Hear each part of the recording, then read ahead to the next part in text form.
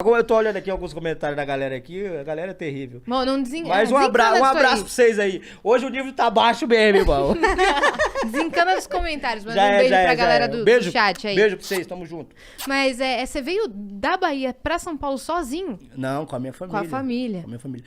É uma história muito louca, velho. Deixa eu falar pra você aqui. Eu acho que não contei pra ninguém isso não, né? Pô, Da minha mãe não, né?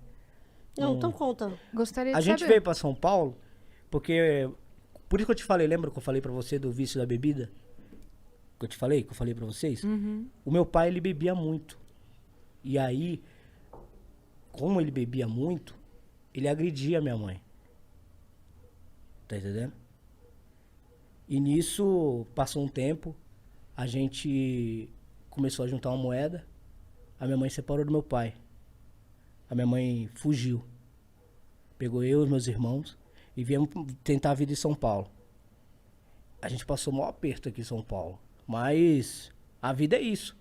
A vida ela te dá pancada, a vida ela te ensina. A vida ela te joga pra cima, te joga pra baixo. Mas se você não estiver preparado pra seguir, a ter um progresso, você não vai seguir. E a minha mãe tomou essa atitude, porque meu pai agredia muito ela através da Foi bebida. muito corajosa. É, sim. Aí... Quantos irmãos que você tem? 6, comigo 6. Sim.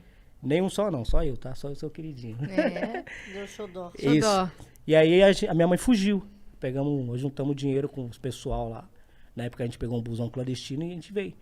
A gente veio pra São Paulo, ficamos morando de favor na casa de algumas pessoas, depois de algumas famílias nossas que já aqui estavam.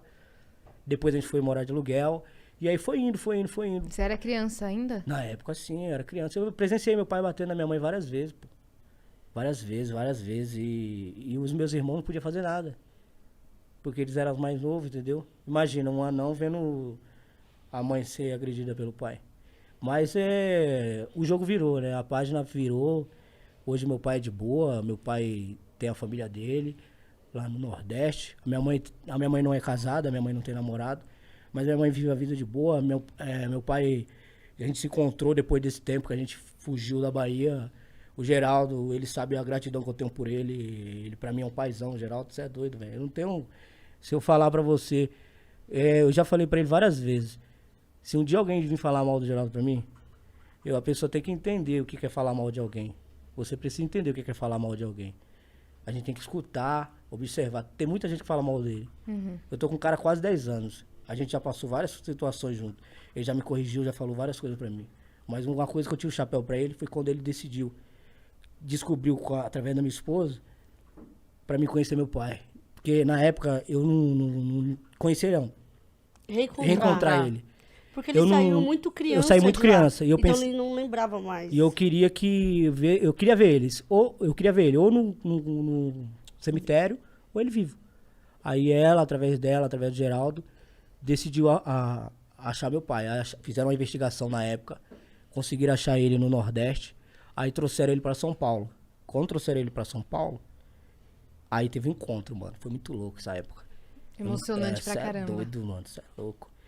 E aí a minha vida começou a mudar, velho. Através disso, porque... Que ano foi isso? 2012, né, Ju? 2012. 2012. Assim que ele entrou Assim que eu entrei na TV. E vocês tinham acabado de começar... Vocês tinham acabado de casar. Isso. Sim. Juntar. Uma coisa que a gente precisa levar na vida, eu costumo dizer que tem gente que fica presa em religião. Eu sou cristão, mas eu não sou um religioso. A gente precisa entender o que é o perdão.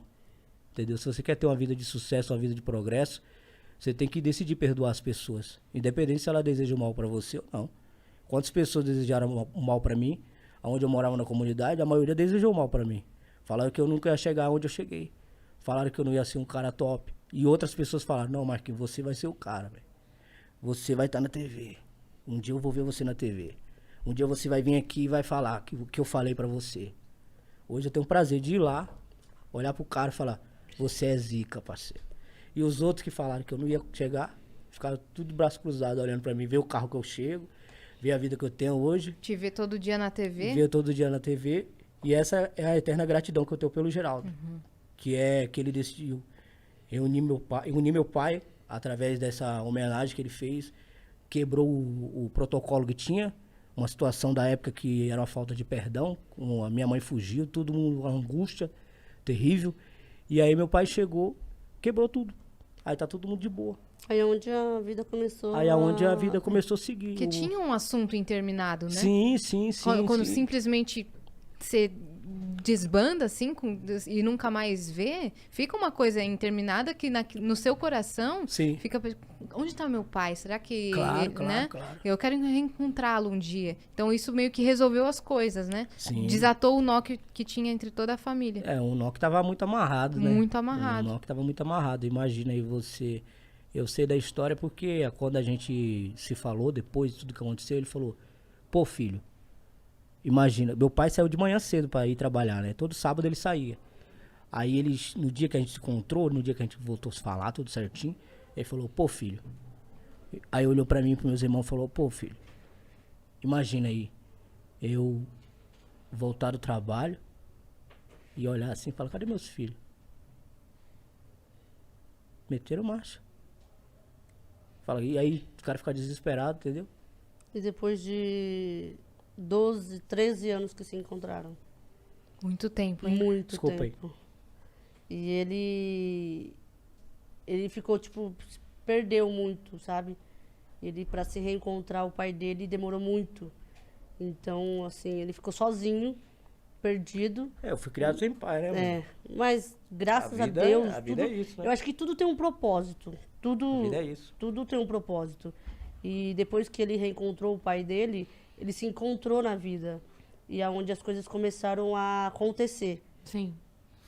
E na verdade, esse propósito aí acabou servindo pros dois, né? Foi um sofrimento pra você, foi um sofrimento pro seu pai, mas ao mesmo tempo te trouxe até aqui, onde você tá hoje. Talvez se você tivesse continuado lá, talvez você não tivesse a vida que você tem hoje. E pra ele foi um aprendizado também, porque ele levava uma vida que não era legal, fazia coisas que não eram legais, e de repente aquele choque pra ele foi um acordar que talvez ele não tivesse também. Então, assim, de repente essa dor que eu tenho certeza que foi muito grande, mas precisou acontecer naquele momento pro crescimento individual de cada um e vocês se encontrarem quando já tivesse todo mundo bem. Maduro. Mais né? maduro.